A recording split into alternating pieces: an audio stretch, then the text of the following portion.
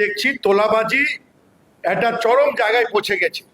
আপনি যদি বিভিন্ন জায়গায় থানায় গিয়ে দেখেন, বিজেপির দুটো গ্রুপ বসে আছে, কে কোন গ্রুপকে ছোবল মেরে তাকে গজবে, এবং সেখান থেকে তারা তোলা তুলবে। গ্রামগঞ্জে এই তোলাবাজি প্রাতিষ্ঠানিক রূপ নিয়েছে। বিজেপির গ্রুপে গ্রুপে জর্জরিত, কে কোথায় টাকা তুলবে, কে কোন পরিমাণ টাকা নেবে, কে কোনো ঝামেলায় জড়িয়ে গেলে, কে তৃণমূল করছে, তোমাকে বাড়িতে থাকতে গেলে এত টাকা দিতে হবে।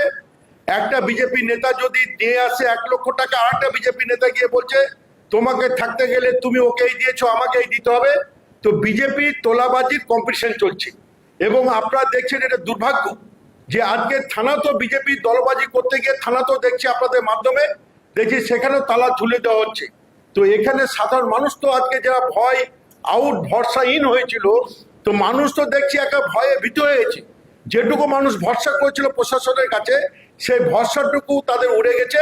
ভয় মানুষের মধ্যে ইন করেছে। বাংলার মানুষ খুব দুশ্চিন্তা আছে যে কাকে হটিয়ে কাকে নিয়ে এলাম। ভূতের ভয়ে উঠলাম কাছে, ভূত বললাম পেলাম কাছে, এরকম একটা প্রবাদ বাক্য আছে। তো এই জায়গাটা আজকে বাংলা দাঁড়িয়ে গেছে। আজকে আমরা মুখ্যমন্ত্রী সহ আমরা সকলেই চাই যে তোলাবাজি দলবাজি মানে এই যেভাবে তোলাবাজি প্রাতিষ্ঠানিক রূপ নিয়েছে, থানাটাকে তাদের পার্টি অফিসে পরিণত করেছে, আমরা তো চাইবো যে একটা স্বচ্ছ প্রশাসন মানুষকে যে প্রতিশ্রুতি দিয়েছিল, আজকে বড় বড় করে 100 দিনের এই সরকারের ভালো দিক তুলে ধরা হচ্ছে। তো এইগুলো কেন আজকে বলবে না মানুষের সামনে? কারণ আমরা তো আশা করেছিলাম, প্রত্যাশা রেখেছিলাম, আমাদের সরকার মানুষকে যেটুকু প্রত্যাশা পূরণ করতে পারেনি, সেখান থেকে তো তারা নতুনভাবে যাত্রা শুরু করবে।